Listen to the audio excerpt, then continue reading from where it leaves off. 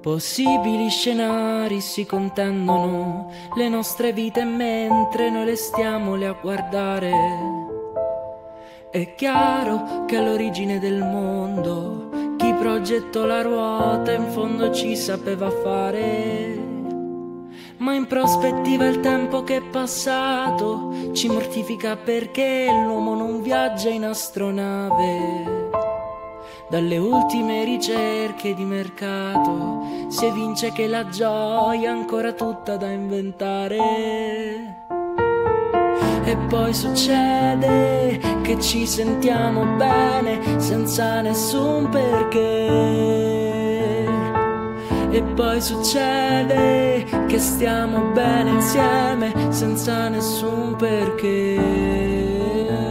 A quanto pare non c'è una ricompensa se ognuno fa quello che vuole, ho come l'impressione che tutto si confonda e non abbiamo scelta.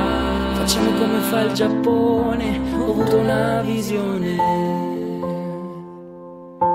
ho avuto una visione.